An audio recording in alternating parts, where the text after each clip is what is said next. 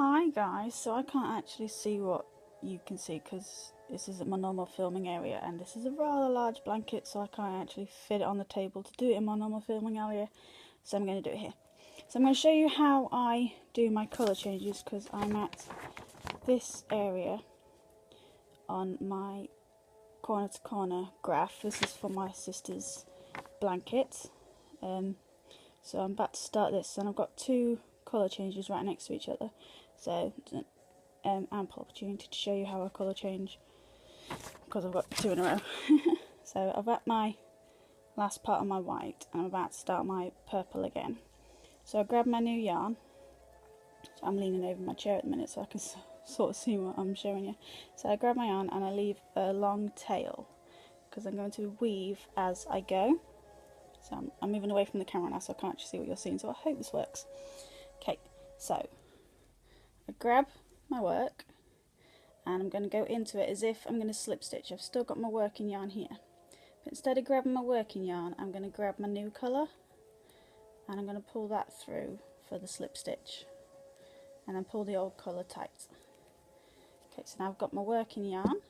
I'm going to wrap around my hand and I've got the tail and I'm going to go under the tail to grab the working yarn to create the first chain, then I create a normal chain and then lock it again, going under the tail end to grab the working end and pull through again. So I've locked the tail, unlocked it and locked it, because if you lock it all the way along you'll just end up with a big loop, and if you unlock it all the way along you're not weaving as you go.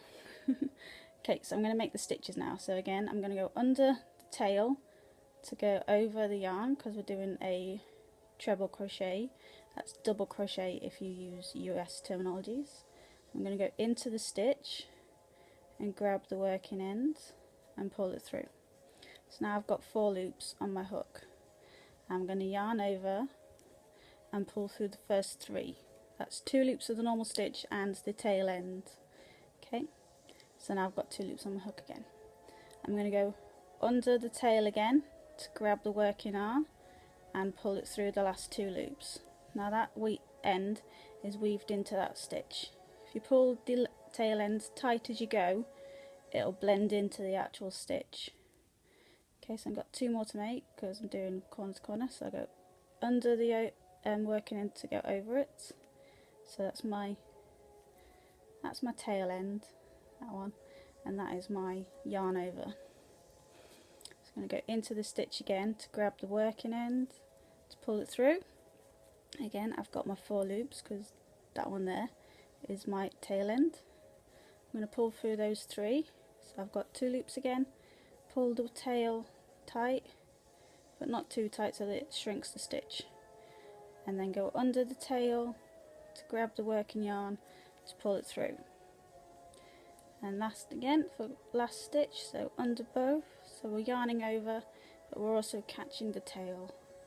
Go into the stitch to grab the working yarn, I'm going to foot through the first 3 loops, so we've got 2 again, pull the tail tight, go under the tail to grab the working end and pull through. That is my first colour change, and now because I'm at the top of the eye I need to go back to white or cream, so I grab my cream and I do the same thing again. So I'm leaving a long tail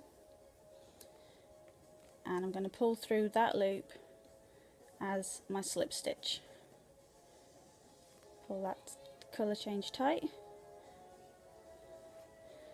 and I'm going to lock the first one, unlock the second one, and lock the third one.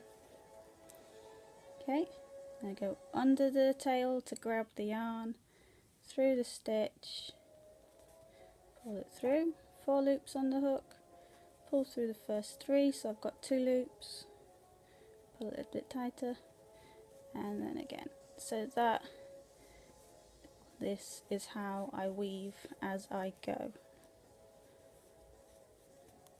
So you're basically locking it into the stitch, grab the working end, and then unlocking, so that's unlocked and then locked.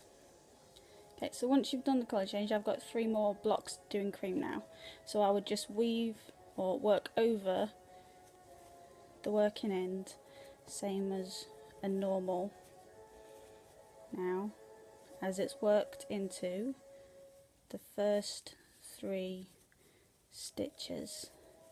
So now I can work over it like normal, so it's under those stitches now, and then when I sew in, I don't have to worry about sewing in too much, as it's worked into these stitches, and they still look like normal stitches. Okay, I hope this video helped. That's a shot at a wrong angle and in my bedroom. So yeah, I hope the weave as you go of how I do my weave as you go colour change on a c2c graph helps. I will try and do a decent video again on a small graph I am planning on doing next month when my internet's sorted out. Okay, thank you.